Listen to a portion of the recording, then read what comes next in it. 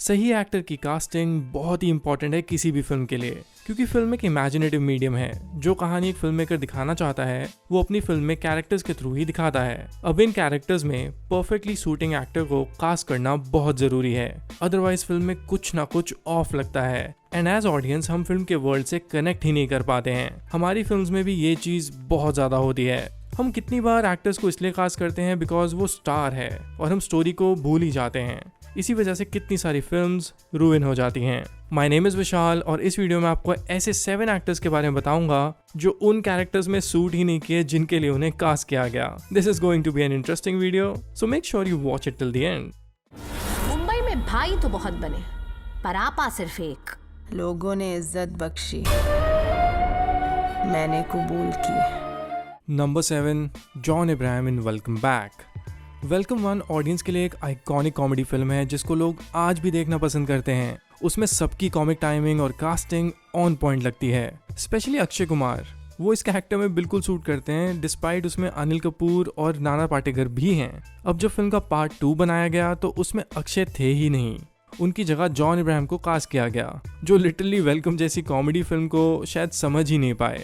It felt like he is pretending way too much और ऐसे लग रहा था कि उन्हें कॉमेडी करने में बहुत मेहनत लग रही है। उनकी वजह से कहीं ना कहीं पूरी फिल्म ही डल लग रही थी। That is why casting John in welcome back was a wrong decision. Mobile उसका, सिम अपन का, तू बीच में मिस कॉल देने वाला कौन? नंबर 6, परिणीति चोपड़ा इन साइना। ये फिल्म एक प्राइम एग्जाम्पल है कि किस तरह की कास्टिंग एक बायोपिक के लिए नहीं करनी चाहिए। परिणीति चोपड़ा ने जिस तरह से इस कैरेक्टर को प्ले किया था, it was so below average. ना उनके एक्सप्रेशंस, ना उनकी पर्सनालिटी और ना उनके फेशियल चेंजेस जो भी उसमें कैरेक्टर्स के लिए किए थे। Literally there is a mole on her face, जो किसी सीन में बड़ा हो जाता है तो किसी सीन में छोटा। परिणीति ने इस फिल्म को अपने करियर की बहुत चैलेंजिंग फिल्म माना था, बट टू बी ऑनेस्ट वो इस कैरेक्टर को जस्टिस ही नहीं कर पाई। And that is why somewhat this is a very forgettable biopic. And in my opinion, a champion like Saina Nehwal deserved a better biopic than this. You want to play with the big girls of the world? हाँ जरूर, मैं हरा दूंगी इनको, मैं मार दूंगी, great wall of China तोड़ दूंगी मैं। नंबर 5, इमरान हाशमी इन अजहर।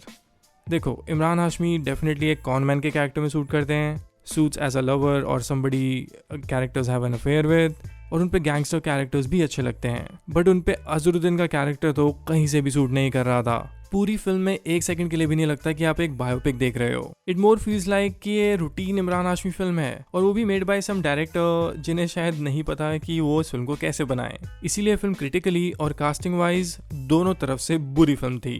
तू मुंह से बोलेगा तो कुछ ही लोग सुनेंगे, बल्ला बोलेगा तो सारी दुनिया को सुनना पड़ेगा। नंबर 4, अक्षय कुमार इन सम्राट पृथ्वीराज। अक्षय की बैक टू बैक फ्लॉप्स के बाद देयर वर होप्स कि शायद Prithviraj might be his first successful venture, पर जैसे ही इसका ट्रेलर आया तो एवरीवन न्यू कि Akshay isn't shooting this character. Samrat Prithviraj जी की कहानी एक फिल्म डेफिनेटली डिजर्व करती है और एक बहुत ही अच्छी फिल्म डिजर्व करती है, पर उसके लिए एक स्ट्रॉन्ग एक्टर भी चाहिए जो पृथ्वीराज जी की पर्सनैलिटी को ऑन स्क्रीन अच्छे से पोर्ट्रे करे। फिल्म में अक्षय कुमार की एक्टिंग को देख के लग रहा था कि वो बहुत ही कम एफर्ट्स लगा रहे हैं।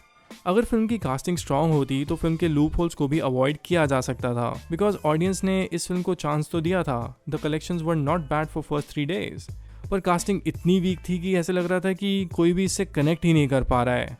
सो definitely casting Akshay as Samrat Prithviraj ji wasn't the right choice. Prithviraj Chauhan का दिल्ली के सिंहासन पर राज्याभिषेक किया जाता है। Number 3, Arjun Kapoor in Panipat. अर्जुन कपूर के लिए personally no hate, but it's obvious कि उनकी एक्टिंग रेंज बहुत ही लिमिटेड है। Panipat was made by Ashutosh Gowariker, the same guy who made Lagaan, Swadesh, Jodha Akbar, so at least we can say कि he knows how to tell a story. But casting Arjun Kapoor wasn't really a wise choice. I do agree कि every actor deserves greater characters और उनको भी ऐसे characters play करने का मौका मिले। मैं चाहता हूँ ऐसा हो, बट फिर आप अपनी परफॉर्मेंस पे भी तो रेंज दिखाओ। It would have been so good अगर अर्जुन कपूर अपने लुक से ज़्यादा अपने एक्सप्रेशंस और अपने रोल की इंटेंसिटी को समझ पाते। ये फिल्म उनके करियर को पूरी तरह चेंज कर देती। अब आप खुद देखो कि इस फिल्म को एक्चुअली में याद क्यों रखा जाता है, अर्जुन कपूर के लीस्ट एक्सप्रेशंस के लिए और मीम्स के लिए। अब हमारे बीच कोई दरिया नहीं है, अब हमारे बीच सिर्फ पानीपत की रणभूमि है। Number 2, Salman Khan in Race 3। Salman is an entertaining personality on screen, मैं ये मानता हूँ। मैं उनकी best to best and worst to worst films भी इंजॉय करता हूँ, but I think Race franchise was already known for Saif और उनकी जगह सलमान को लाना wasn't the best choice. Race 3 जब आप देखते हो ना तो ऐसा लगता है कि ये सलमान की कोई रूटीन एक्शन फिल्म चल रही है और रेस फ्रेंचाइज की जो एक अपनी वाइब है वो ही मिसिंग लग रही थी। सो इससे अच्छा तो सलमान एक सोलो फिल्म कर लेते इन्हीं एक्टर्स के साथ by not calling it as Race 3, should have called it as like Bhaijaan की फैमिली, भाईजान का बदला, कुछ भी। पर मेरा मानना है कि रेस को सिर्फ सैफ ही कर सकते थे, इसीलिए कहीं ना कहीं रेस 3 के बाद अब ये पूरी फ्रेंचाइज रुइन हो चुकी है।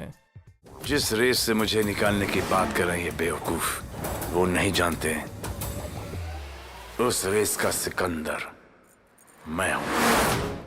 नंबर 1 पे है प्रभास फ्रॉम आदिपुरुष।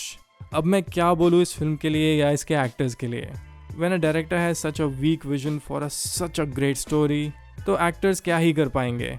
पर फिर भी मैं मानता हूँ कि एक बड़ा एक्टर, एक establish credible actor leaves a signature of performance on even his worst films. Shahrukh के साथ भी हमने यही देखा था, उनकी फिल्म चाहे फ्लॉप भी हों पर उनकी परफॉर्मेंस तब भी याद रहती थी। यहाँ पे जब मैं प्रभास को देखता हूँ तो वो मेगा स्टार, वो ए लिस्टर एक्टर वाली फील ही नहीं थी।